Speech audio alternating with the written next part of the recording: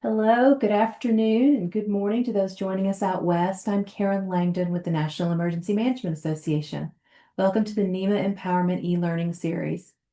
We're grateful that you're joining us today. NEMA is very fortunate to include amongst its members some of the most experienced and knowledgeable experts in emergency management, and we're very excited to bring you this series to help share their wealth of knowledge and expertise and work toward a more prepared, resilient, and ready nation.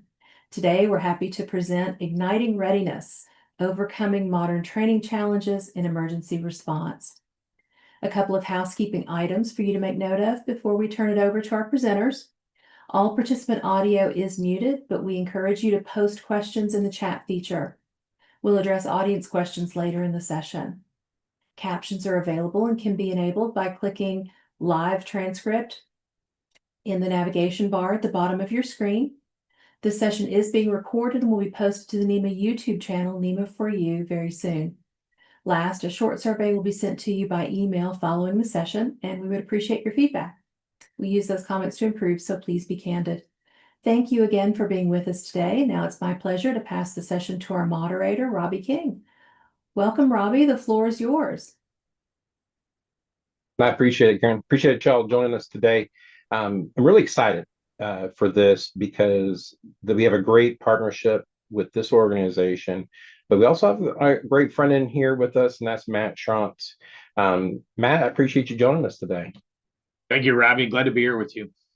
One of the things that sets us apart from many other organizations is, in my opinion, is we come from the public safety background.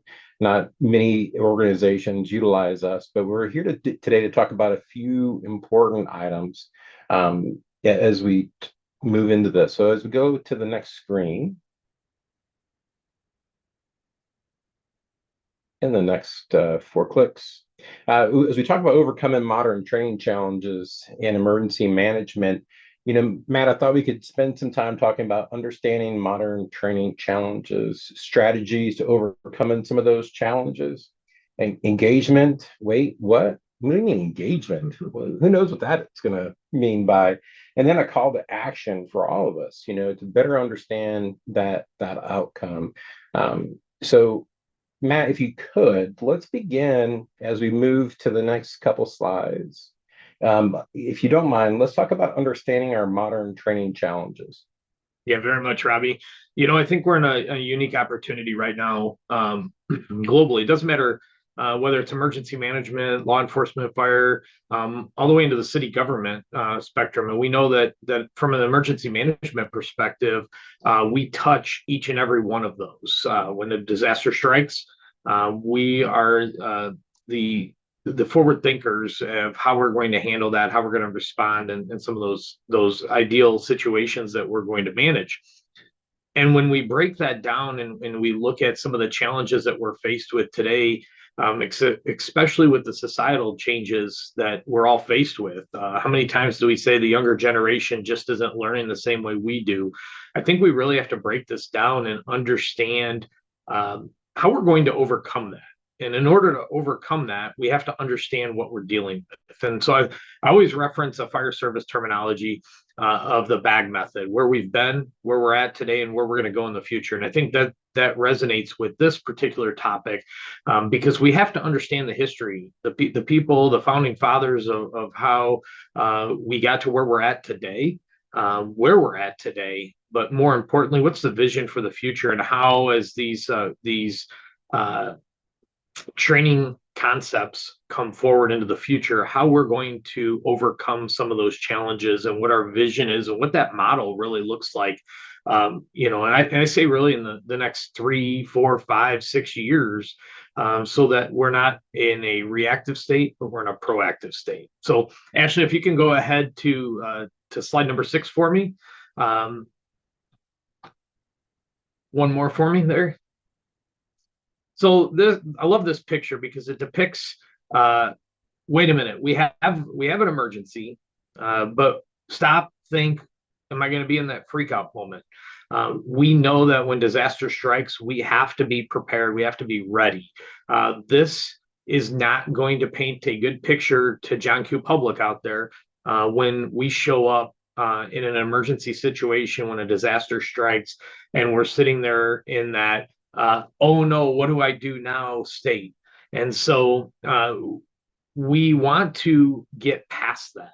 We want to know that when that disaster strikes, we have a formulative plan, but we've trained, and not only that we've trained on it, but that we've trained each of the generations that we're going to deal with so that they understand it in their own lane. As we go to the next slide, what are we faced with today? It's important to understand that. We're faced with increased response requests and increased calls.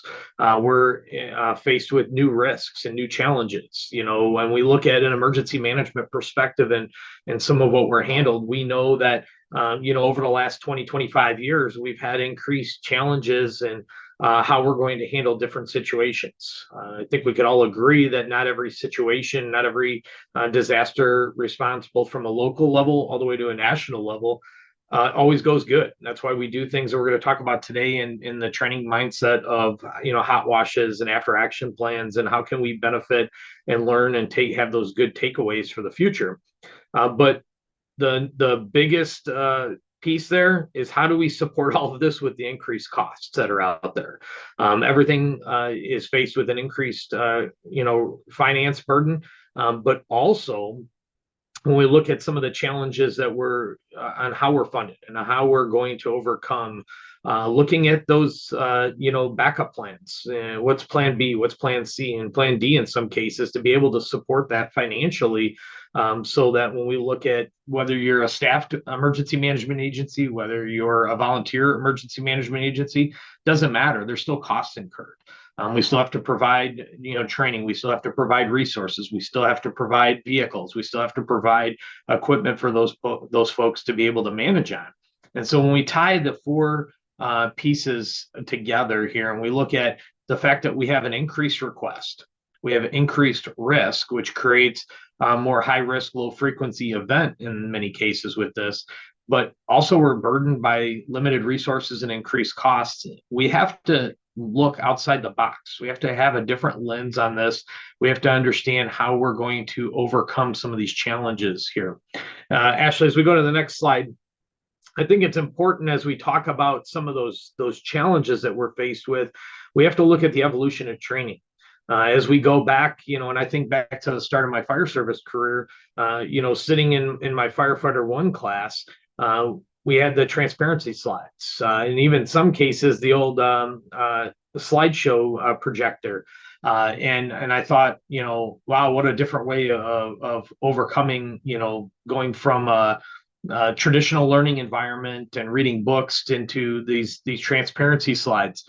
Then into the dry erase board, where we got rid of the transparency slides. We're trying to write, you know, infographics on a dry erase board to depict some of how we're going to overcome various situations. And then we got into modern day technology, talking about PowerPoints and you know, the traditional learning environment. But more impactfully is, and what we're going to talk a lot about today, is that fourth image there.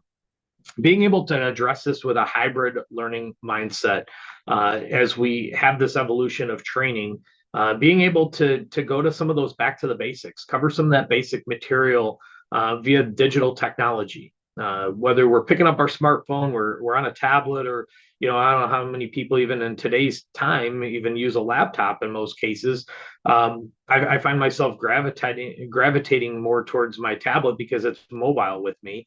But the truth of the matter is that now I can sit down at a computer, I can pull up that course, I can review some of the basic information, I can share, you know, the instructional information, but now I can take that out into the field. I can go out, I can do tabletop exercises, I can put what I learned for a more impactful approach. And that's really the evolution of the training program. And we talk about, you know, doesn't matter what generation. And on the next slide, as we go there, we talk about the breaking down the leading and retention by generation. Well, when we break this down and we look at the information on the previous slide, and we go from the baby boomer generation and the Gen X and all the way up to the Gen Zs now, we have to think about how those various people learned, especially in emergency management. In my area, there's a combination approach and on people that support the emergency management mindset in organizations. We've got people from the baby boomer generation still active as volunteers in emergency management. They're going to learn very differently. That's that hands-on structure. They picked up a manual and they read something, and that's how they learned. And it was kind of trial by error. And then as we got into the Gen X generation, we got into that what we refer to as that blended flexibility, but it still was into those transparency slides. It was, hey, let's sit down at the table, let's talk about this, but we're also going to have that textbook that we're going to carry around and lug around. And in some cases, it was a 2 to 3 inch textbook. Half the pages were ripped out and we lost half the information type thing.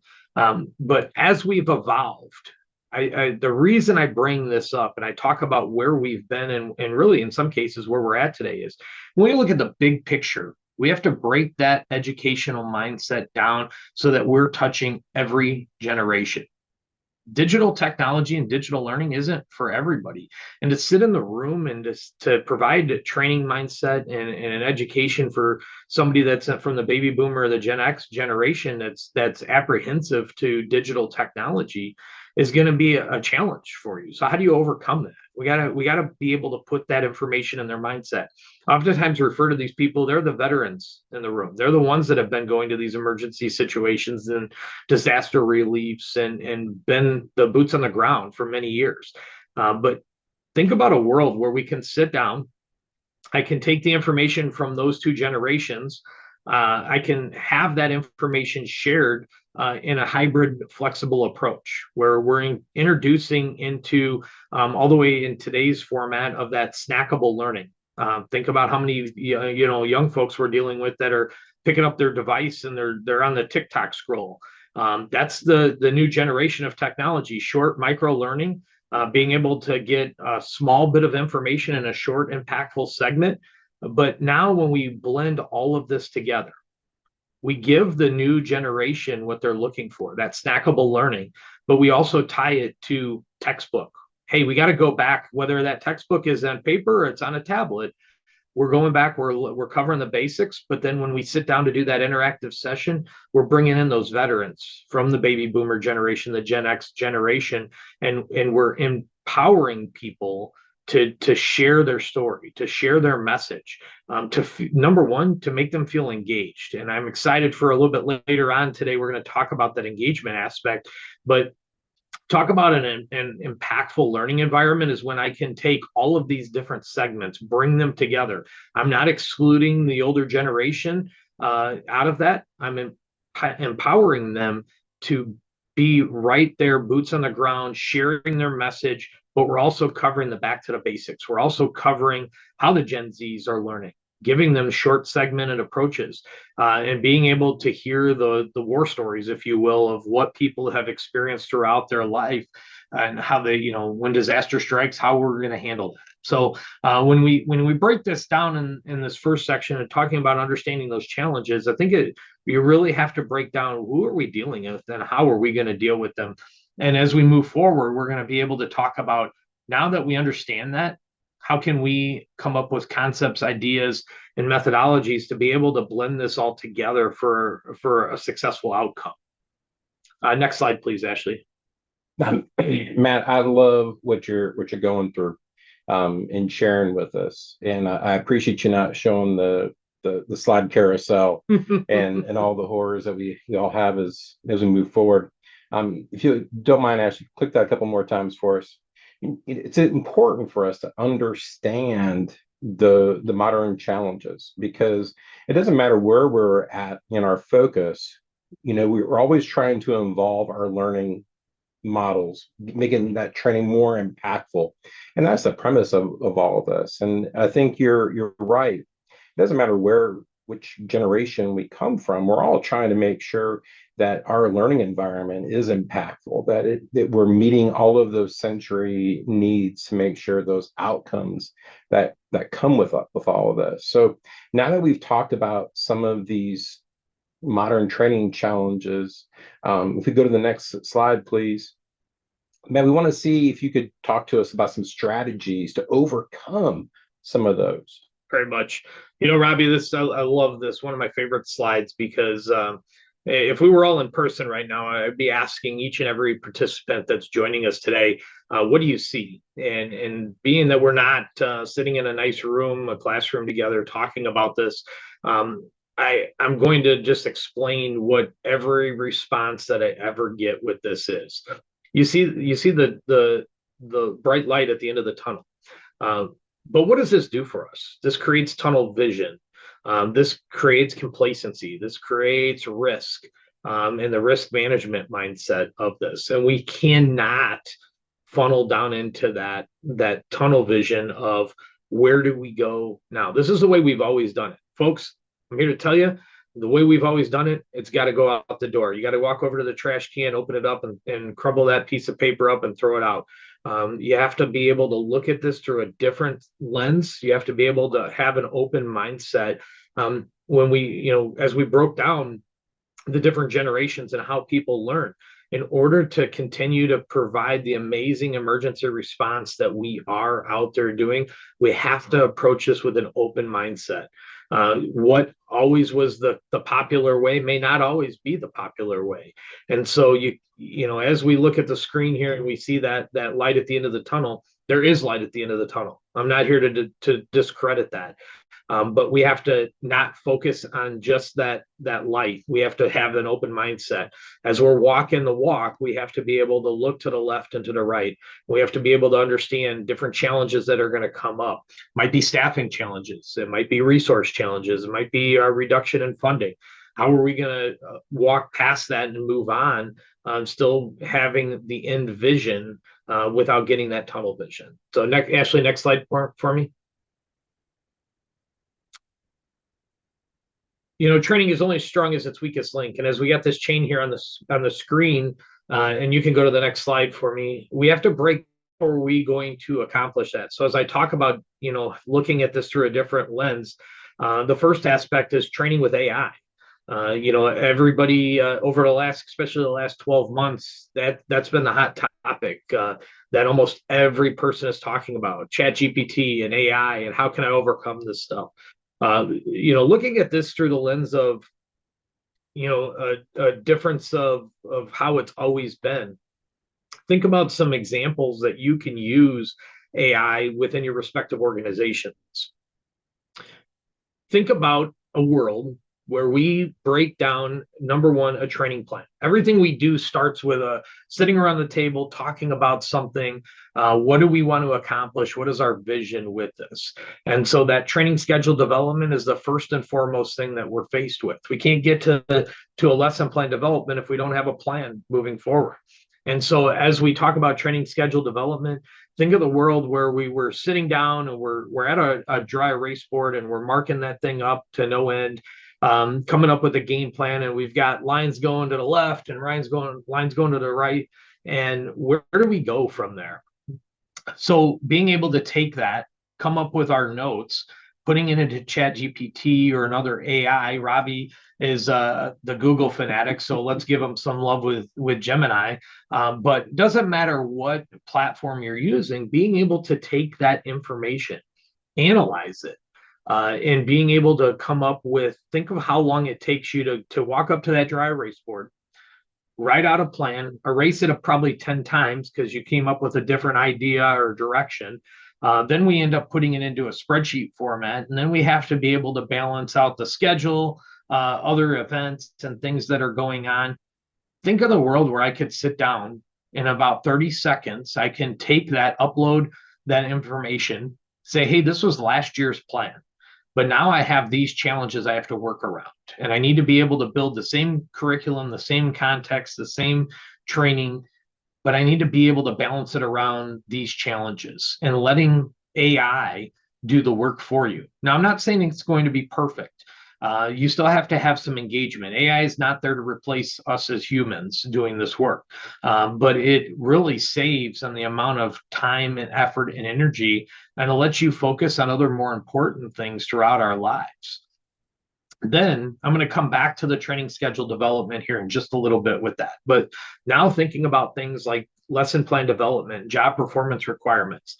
For me, After I have that training schedule development, I sit down, I look at the curriculum, I reference that curriculum, and I'm able to upload that information into ChatGPT is my go-to on this particular item. And I take, here's the training topic, here's the curriculum I want to operate under. Can you produce me that lesson plan? Well, think about how long it takes me to write out. Even though I'm a fast typer, it still is cumbersome, right? To type out and come up with a formula of plan and using that lesson plan development to get to the end result. By simply uploading the curriculum information, taking the training schedule and tying that to what is my plan for my instructors, but also what is the JPRs or the output that I want out of that. We're going to sit down and do a tabletop discussion. What do I expect to get out of that hands-on environment that we want to be able to check the box and not so much just check the box, but what's the quality of that box? How impactful is that training? Are we just saying, yes, we're going to do this, or are we actually drilling down very robustly into making sure that, you know what, when Robbie sits at the table and it does this tabletop exercise, he's meeting the mark exceptionally well. One of our favorite terms to talk about is are you 3 a.m. ready? And we get a disaster in the middle of the night. You wake up out of a dead sleep. We got to make sure that you are prepared and efficient to respond to that. And you're not just a warm body showing up at the scene and you really don't know what you're doing, but that you've been trained appropriately and efficiently to be able to complete that task that's given to you. So how do we do that? Using AI. So it's a good, easy use case to be able to streamline a lot of that. And yes, there is still a human aspect to be able to go in and balance the output of that and make sure that you don't have any tweaks or adjustments, but it certainly gets you well across the finish line and allows you a lot more time back in your day to be able to do other tasks. Same thing with assessment creations and engagement learning aids. Great opportunity to be able to take that curriculum, whether it's an ICS course, whether it's your own curriculum that you're building out in your organization, being able to use those engagement aids through AI for a more impactful output. Lastly, with this particular slide, I want to talk about the data and analytics of this. Oftentimes we'll run a report. Well, my question for everybody I task you with today is, what's that report do for you? Are you really looking at the data, or are you just putting a bunch of numbers down on paper? Because when we look at the training methodology in public safety, emergency management, fire service, law enforcement, EMS, doesn't matter. We have to look at this as what kind of service, what is the quality of service that we are putting out to people? That data and analytics, it's great to have a report. And oftentimes those reports are, sexy and attractive and great and attention gathering with, these graphs. But are people truly drilling down and understanding the data and analytics that are in there? What is that piece of paper providing me? I'm going to tie that back to the training schedule development. So being able to have a training schedule over here, having the data and analytics over here after that output, but being able to import both of those documents, both of that output into AI and asking it to give you a summary of actually what is being done in your organization. When you think about the middle layers there between the training schedule development and data and analytics, are we meeting the mark for the JPRs and the assessment creations that we're putting out there? Were the learning aids used? Was it a waste of our time? Are we just checking a box to say that we went over this material, or did we actually do the tabletop exercises? What was the output of that tabletop exercise? Did we see a certain core group of people that were struggling along the way with those particular hot washes or hands-on exercises before we get to the hot washes? And so when you look at this and looking through that different lens without getting that tunnel vision, it is important to understand some of the technology that is out there different from the routes we've ever been down before, and how you can use that within your training programs to have a successful outcome. Ashley, I'll have you go to the next slide for me. When we look at, I brought up hybrid learning before, and this is a new concept over the last, really 5 to 7 years. Personally, for myself, I had an opportunity back in 2015, going back 10 years. Now it's scary to say this when it actually came out, but that was the first time that I ever walked a path to use hybrid learning. And if you were to ask me 10 years ago, what did I think the outcome of that was going to be, I would have laughed. I truly would have. It was a pure random idea that I threw out to a couple counterparts on what was the state of Illinois' very first paramedic program in a hybrid approach. I never thought it for a million years that it would ever work. But what we did was we improved user engagement. We improved the output of learning, and we were able to streamline the class and reduce it by 6 months of a 1.5 year program. So we were able to take it from 18 months down to a 12-month program simply by changing our way of thinking, tasking people before they walked into the classroom to review material on a digital perspective, then being able to give them micro learning environments that, again, even before the snackable learning was even a thing, was giving them short, impactful thought processes, critical thinking events, but giving them the opportunity that when they walked into the classroom, sat down, opened their device up or their textbook up, it was time to get serious. And it was time to get serious in the perspective of this information that you learned prior to walking into the room. Now we're going to talk about the reality of the world that we live. Hey, we covered incident command structure, disaster response for a hazardous materials train derailment.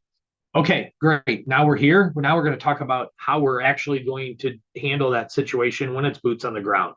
And being able to use those live and interactive experiences to be able to maximize, I have it listed out as maximizing the drill ground time, but whether it's a tabletop incident, whether you're out in the drill ground doing these interactions, doesn't matter. But being able to tie this to a holistic approach for a solid outcome in looking again at it in a mindset of time management. If you can tell somebody I can get you the same amount of education in 6 months less than it was previously, I guarantee you're going to get that engagement out of people, because time is everything to people. And if you can tell them that they can get a better learning experience in a shorter amount of time, sign me up. Where's the registration form? Ashley, next slide, please. So as we look at that, we can't forget about, when we talk about the hybrid approach and the learning mindset of the digital world, that's one aspect of that hybrid approach. The backup to that is the hands-on learning. To me, in my mind, and everybody has their own opinion, but this is the most important aspect of this. We can learn anything from a textbook we want, but it's putting the boots on the ground, it's putting our hands on the training itself and getting that hands-on firsthand learning experience. Looking at the basic skills, how are we going to communicate? What forms do we have to fill out in a disaster response? Do we have a flooding area and we're going to fill sandbags? What's the most efficient way that we're going to be doing that stuff? Sounds crazy, but when we tie, hey, let's talk about one side of it, let's learn it, but now let's go perform these skills. Let's become proficient. Let's have those sets and reps. But more importantly is that last one, efficiency and engagement, because you're not going to get efficiency and engagement by sitting in front of a device. So you can't open up and have your training program solely be a textbook, a digital learning environment, without going out and testing those skills. That is the most important, is that sets and reps and the efficiency and engagement, because we want to make sure that the education and the material that we're delivering out virtually or digitally is received. It's received in a positive manner so that we can go and put our boots on the ground and test those skills long term. Ashley, next slide.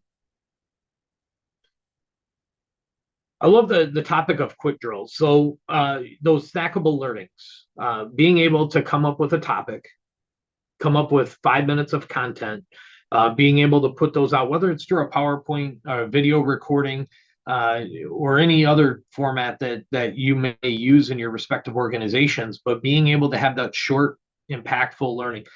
We talk about the different breakdown of generations. It doesn't matter if you're from the baby boomer generation or you're the Gen Z generation.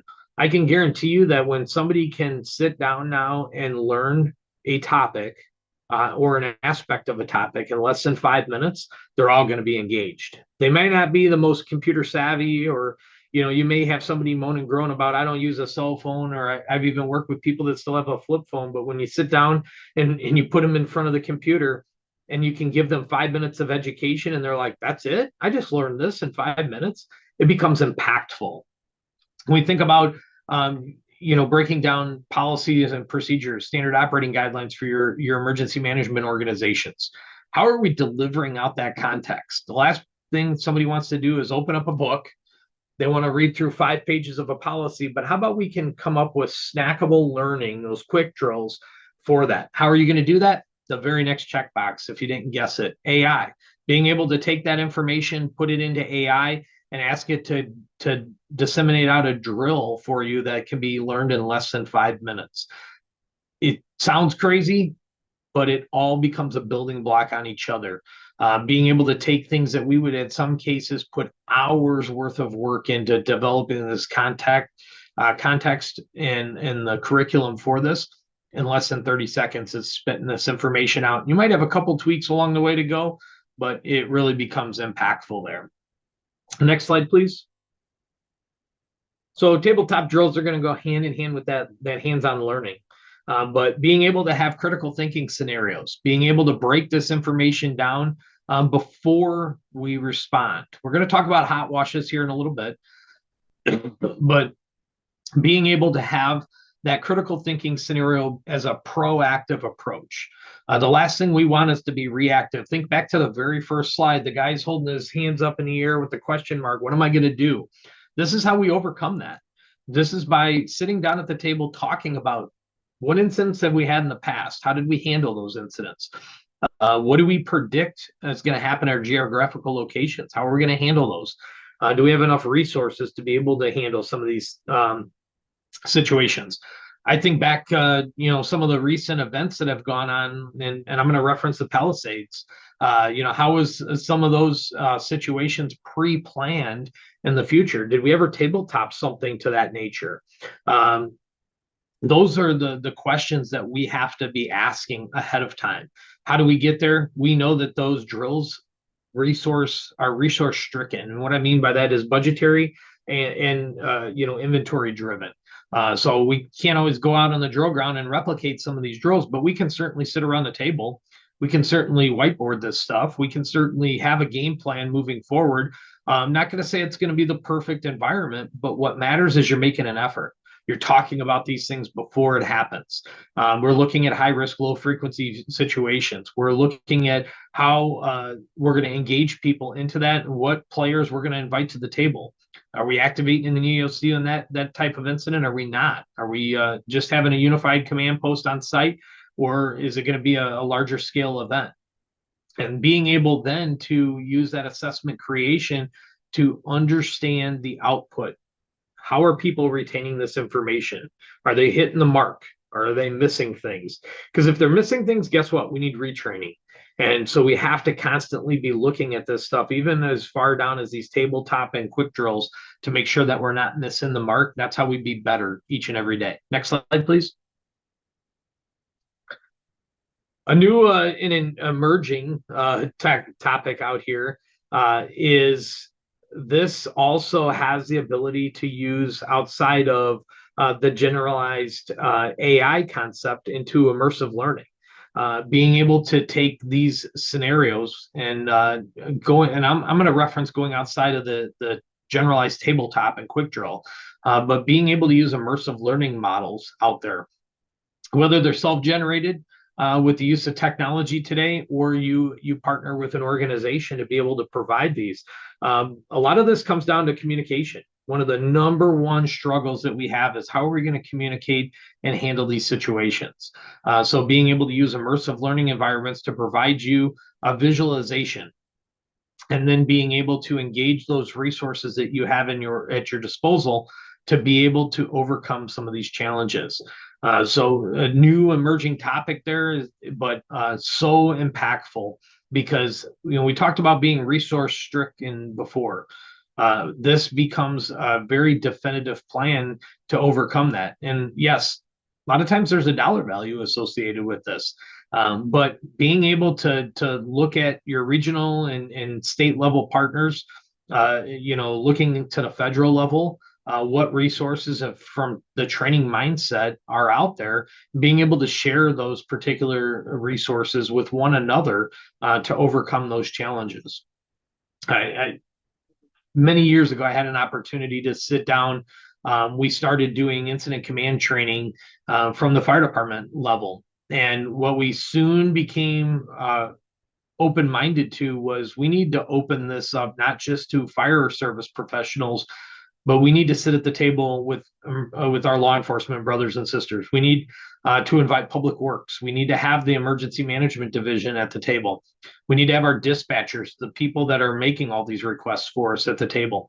And so what we were able to do is refocus our immersive learning opportunities through augmented reality and say, hey, I don't care about this structure fire necessarily, but now let's create a scenario where a tornado goes through that community. And now we're tasked with these pieces. From the initial response, how are we going to communicate our needs? Once we get our partners there, what communications foundation is built upon? How is our radio infrastructure, our cell phone infrastructure? How are we going to accomplish and overcome some of these challenges? Where the immersive learning came into play is the ability to visually see something. Now, yes, it's not 100% real, but it's certainly different than sitting there looking at a blank wall, trying to envision what are you going to accomplish when you have a festival going on and a tornado goes through and there's 500 people that just got taken out and are injured. And, what resources do we need to be able to provide, effective services to these folks? Being able to invite all those parties to the table and break all of this down in that immersive learning environment by having a true visual statement of what's actually happening there, even if it's not 100% reality, is still going to provide you an open mindset to the future and what you can do with that. Next slide, please. And then as we round this out, the hot washes and after action reviews. Folks, if you're not doing these in your organizations, highly encourage. This is the most impactful piece. We have to learn each and every incident, each and every drill that we do, what worked and what did not work. This provides peer learning and collaboration. Being able to sit across the table and talk to one another about, hey, you did this. How did you feel it worked? Well, you know what? I thought we could have done better. Maybe there was a bad outcome that we can overcome, so the next time there isn't that bad outcome, we can turn the bad into the good. Who owns that particular hot wash? We need to be able to sit down, especially in a unified command post mindset, of who is the owner of this incident or this training. What can we do to be better next time?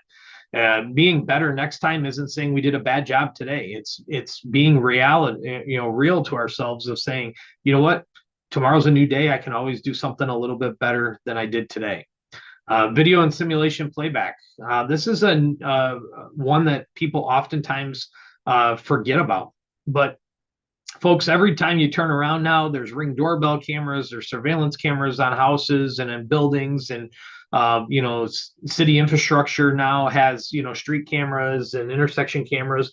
These are all tools in the toolbox we oftentimes forget about. But being able to pull that video footage and look at what happened, how did we perform? Did I look really dumb doing that, or did I look really like I've been on top of my training game and I have walked through a day in this before I showed up for this type of incident? That video and simulation playback, super instrumental in our successes for the future with that. And then obviously that interactive debriefing, talking back to that very beginning point of peer learning and collaboration, but being able to be adults, sit down at a table, have that interaction with each other. Don't be afraid of what the next person on the left or the right of you is going to say. Guess what? We all can do better. No matter how amazing you are, each and every day you wake up, you write a new book or a new page in that chapter. And so being real to ourselves allows us that mindset to be able to debrief what worked, what didn't work. I do this again. I wouldn't do that again. I maybe looked really smart doing this, or I looked really dumb doing this. But you got to have that interactive debriefing with that for that outcome.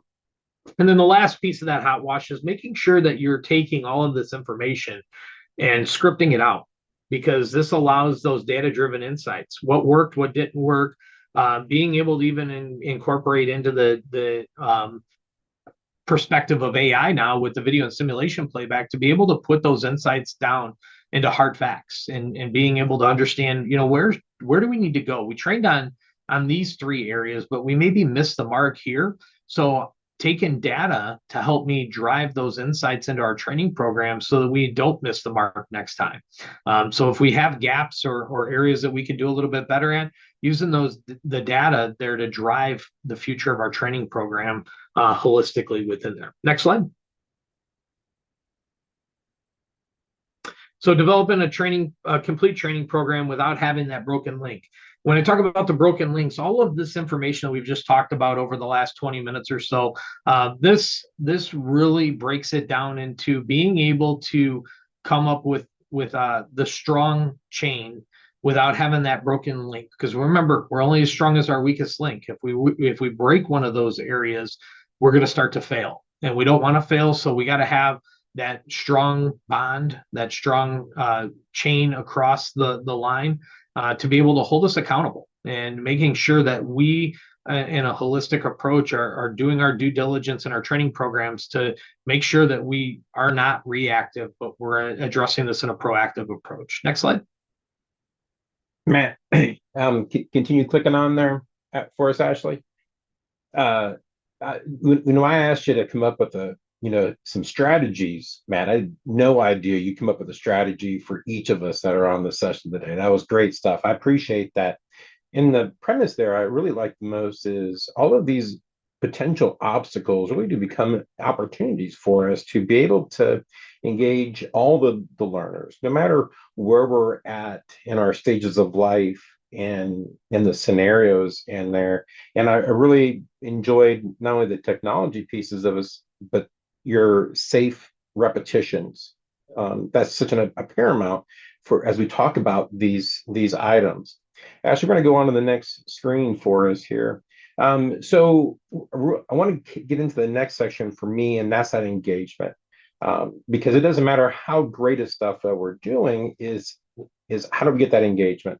Yep, very much. And I broke this down into the 10 rules of engagement. And one of my favorite pieces is we can have the best training program in the world, but if we're not engaging our folks and we're not looking at this with a good lens, I changed the circle in the middle of the screen there to be that dark hole.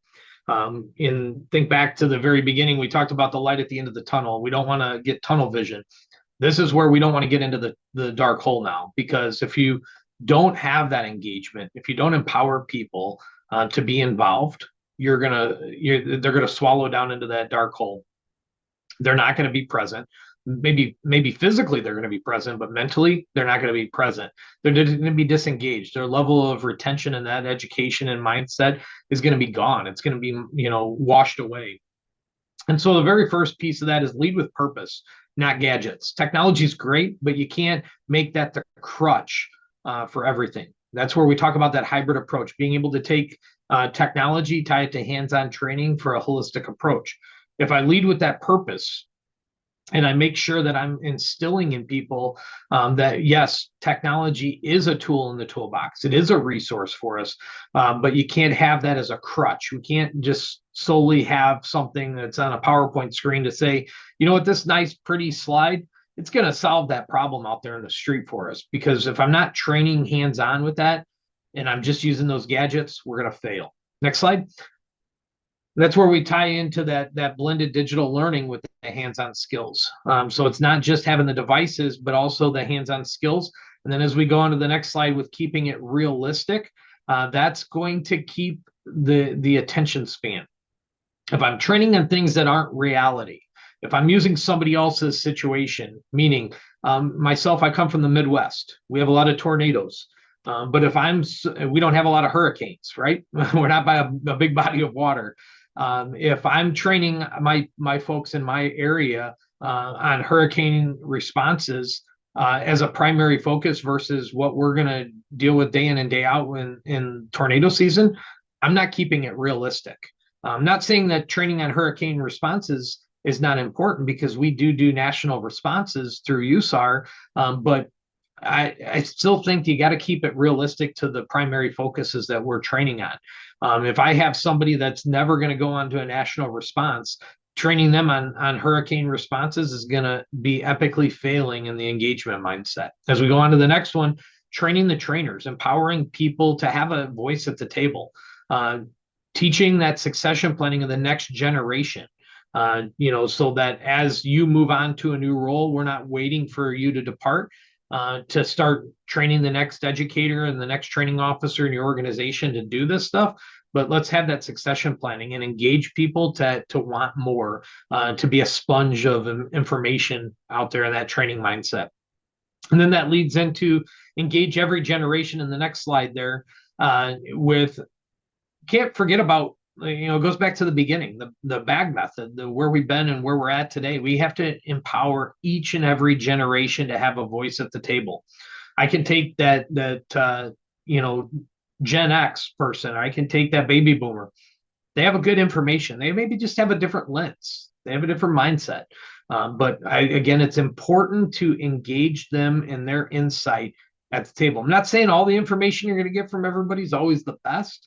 But what it matters is that you're trying to find unique opportunities, unique ways to engage everybody into the conversation. I can tell you firsthand, I'm not when you look at in a leadership perspective, when you're standing at the front of the room and you're talking, it's about all those voices and all those people that are over your shoulder that you may not see. And if I don't engage every generation and every person in the room to have that voice, whether they're sitting in front of the classroom or they're not, we're failing. We're failing each other. We're failing the people that we provide a service to. And so you have to engage each and every person at the table. As we go on to the next slide there, and we talk about training and measurement of the performance and tracking that, we have to be able to look at what people are doing and give them that feedback. Some people look at it as, that kind of the hurt feelings report. Well, I'm measuring Robbie's performance and maybe he has some areas to improve on. By the way, that would never happen. But when we look at that, if I don't give open dialogue to people on the output of that training, now we're struggling because you're actually doing more disjustice than you are service to those people. We're not tracking and looking at where are those areas that we can do just a little bit better at for the next time. As we move on to the promote accessibility and flexibility, it's going to give us that mindset to look at this through a lens of how our different generations engage. I talked about snackable learning with the new generation, that TikTok mentality. Well, guess what? To some people, that's going to be the most impactful way. To other people, it may not be. And so promote accessibility and flexibility in the perspective of understanding your audience. If that type of learning isn't for everybody, then don't force everybody to be using that form of technology or that form of learning. Sometimes you got to go a little bit extra step to provide this in a number of different ways. Some people learn off of a PDF that they get in an email, and they're going to read that. Some people still learn on a textbook. Well, it's going to be the same information, just in different segments, then maybe in that snackable learning through a digital format. So provide that accessibility and flexibility for each learning environment that you're encompassed within your organizations, your respective states, to not force people's hand to be engaged. You can't tell somebody to be engaged. You have to engage them. And so provide that accessibility for that. As we keep going forward there and we foster that real-time feedback, goes hand in hand with the previous point. Not only do I need to promote that accessibility and flexibility, but I have to have that open mind to accept that feedback real time. Delayed feedback doesn't do me a bit of good because it's reactive, it's past the time. But we have to foster an environment and come up with, whether it's a survey or an in-person survey versus an external delayed survey. But what we need to do is have that fostering feedback methodology out there so that I'm getting the response. How did you learn from this? What could we do better next time? But by giving people a voice, they're going to hit that engagement aspect. And then as we go forward, we're going to talk about encouraging collaboration and not that isolation. So these all go hand in hand with each other. But again, if I do not collaborate with people, If I make somebody feel like they don't have a voice at the table, their opinion doesn't matter, in the context of maybe they had a different way of doing something or a different lens, or they saw something different on that incident, and we're not engaging them to share that, we're providing in an isolated environment. And guess what? They're going to shut down. They're not going to be wanting to sit at the table and have that discussion because they feel like their voice is not heard. And that lastly brings us to being able to evaluate and evolve consistently. This is the most important one. Talk about not getting that tunnel vision, not getting swallowed up into that black hole. Folks, if you're not constantly looking in the mirror at your training programs, at how you're engaging people, at how you're evolving to meet the future needs, and again, going back to that, having that 3 and 5 year vision of where the future of emergency management responses are going to be, we're failing our people, we're failing ourselves, we're failing our constituents that we report to. You have to be able to evaluate this. You have to be open-minded to evolve, because if you don't, you're setting yourself up for failure. Now, together, as we go to the next slide and we see all of these turn blue, this is telling you these are the engagement rules. Take them. Being able to break them down, ask yourself within your particular audiences, within your states and your regions, how does this adapt to your training programs? What are you doing at your level to be able to provide an overarching outcome of engagement to your people throughout the state and throughout the different regions and counties that you're representing and focusing in on? Go ahead to the next slide. And you can advance just a couple of those till we get to number 3. One more.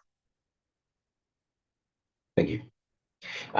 So engagement in any type of training activity, Matt, is paramount. And I love that you brought that up, because we don't live in a world where we can't have that confidence in any situation. People are looking towards us during these emergencies to really to feel safe, to feel confident that what we are doing is going to have the positive outcome that they're looking for us for. And I loved every one of your engagement pieces. Before we go on to the next slide there, Miss Ashley, is I did think it was not a tunnel. I thought I went straight to James Bond, but that's just because of my age and all this, Matt. But as we go to wrap this up, I do want us to talk a little bit more about understanding the outcome that comes with this. You talked about having, what the challenges are, how to overcome those, get the engagement that we're looking for, but help us with that outcome. Mm-hmm. Yeah, that call to action, that's the most important piece of this, aside from the engagement, because we can have the greatest engagement. That's where this becomes a building block approach. But Ashley, as you go to the next slide for me, this is the output side of it. Looking at the little meme on the right there of my screen, and he's pulling his hair out, ready to throw things. We talk about being able to evaluate people. We talk about being able to understand the data and analytics to make data-driven insights and decisions. Folks, I'm going to tell you, when you look at these forms and we look at a training program and we're sitting down at a tabletop evolution or an in-person exercise and we're evaluating people, you get this stack of the paperwork sitting on the desk. And what's the traditional thing that happens? It sits there, it starts to collect dust. You get more paperwork on your desk. You get busy. We're going to meetings. We have this going on. We have that going on. And guess what? I walk into my office today. I scratch my head and say, I don't have time to look at this. I'm going to pick that stack of paperwork up. I'm going to walk over to the filing cabinet. I'm going to put it in there and say, you know what? In case somebody ever asks a question about this drill, here's all the paperwork that we have. But what did it actually tell me? Zero. Nothing. It gave me no insight to actually what happened in that training evolution, or in that hot wash, or in that tabletop exercise. And so as we go to the next slide, being able to take this information using technology in a digital environment, but instead of having that stack of paperwork, using our resources at our fingertips to be able to document the outputs of this particular stuff. Now, I have a very simple graphic here on the screen that shows the output of a drill, and I happen to use one of those images from my agency. So it is fire centric, but what I want to highlight in there is the ability to see what's really going on with that output, being able to understand what we're doing really well at and what we're struggling at. And as we go to the next screen, in a little bit different view, is it's not always a pass fail mindset as it was in the previous screen. Sometimes we're looking to see, did they meet the standard, did they exceed the standard, or do they kind of fall below the standard or fall short? And then not only what are we doing from the standard per person, but what is the average of the department? Is it an individual person's issue, or is it a holistic department issue?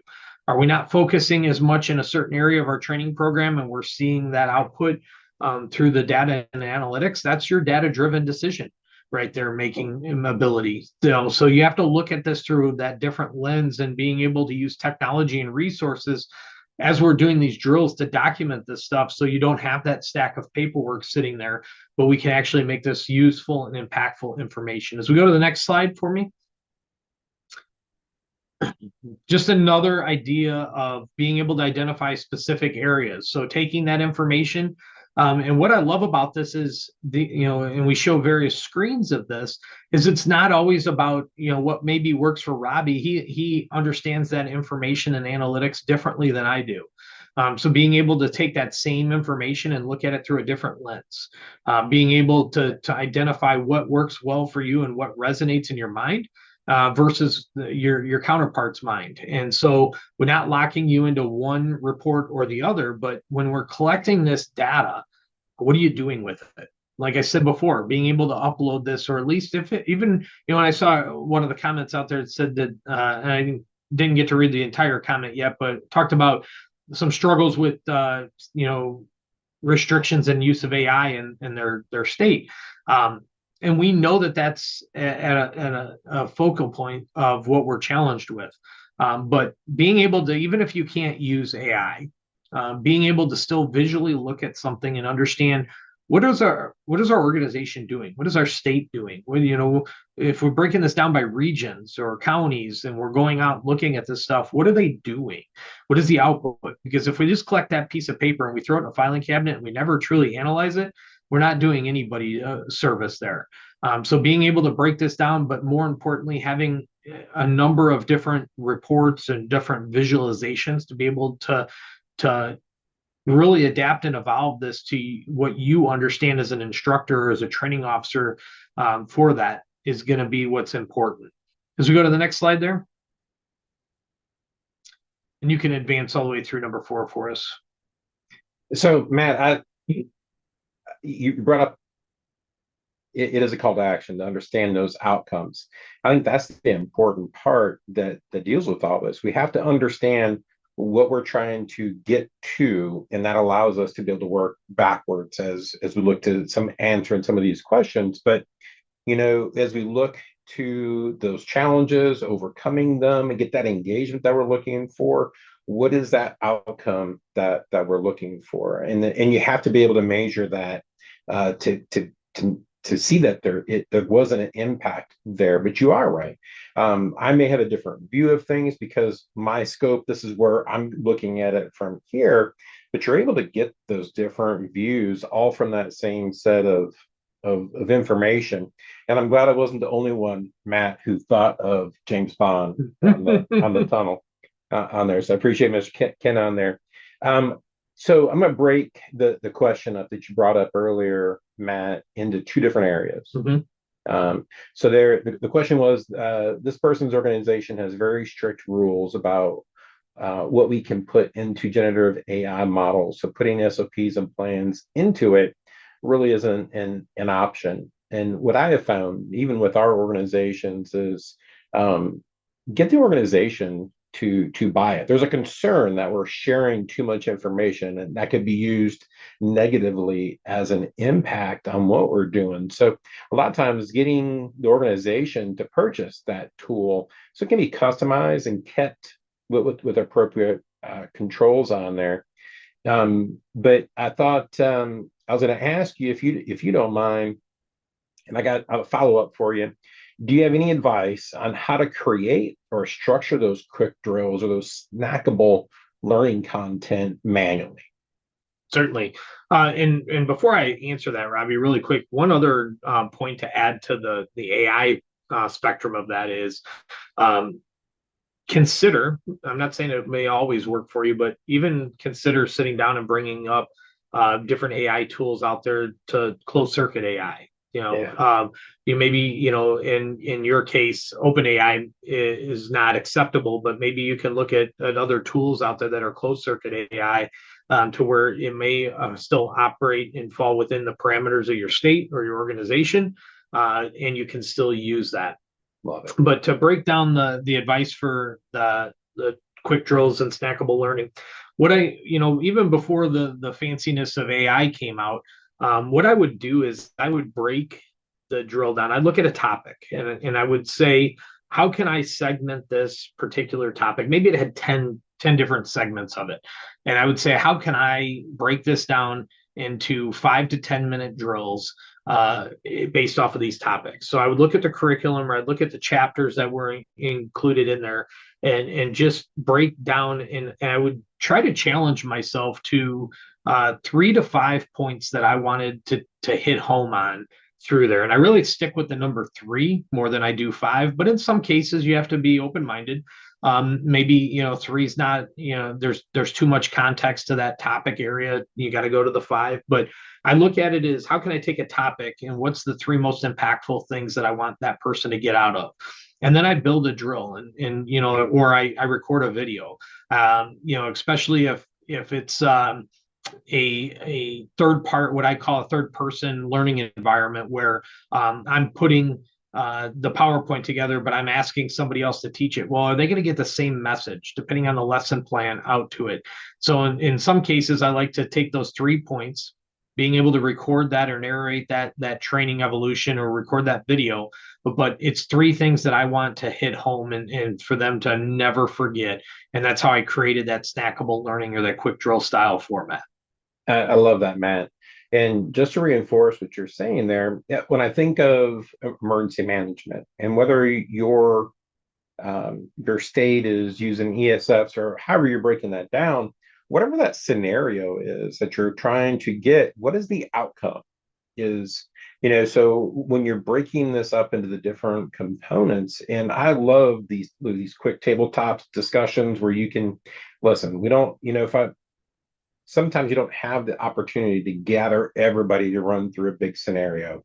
So these tabletops can get people's minds thinking about these items, and we're able to come back and build backwards of that scenario and focusing in onto this particular ESF. What was the expectation, and breaking those pieces down.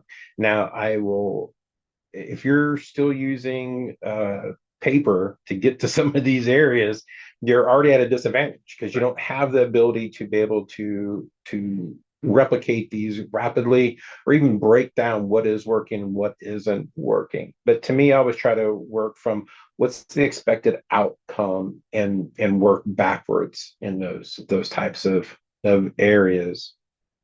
Very much. I got a couple more questions here for you.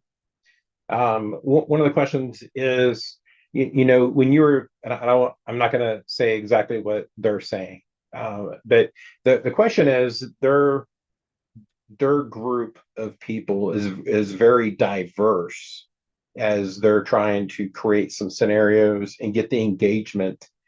And some people are a little timid about using a tablet instead of having a laptop where there's a full keyboard and all the rest of those things. What are some of your suggestions, Matt, to be able to,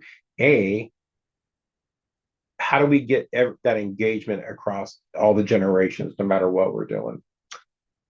So I love this topic because everybody has a spot. And everybody has strengths and weaknesses about that. You have to, look at who's there, who's present, who's going to be involved, and what their strengths and weaknesses are.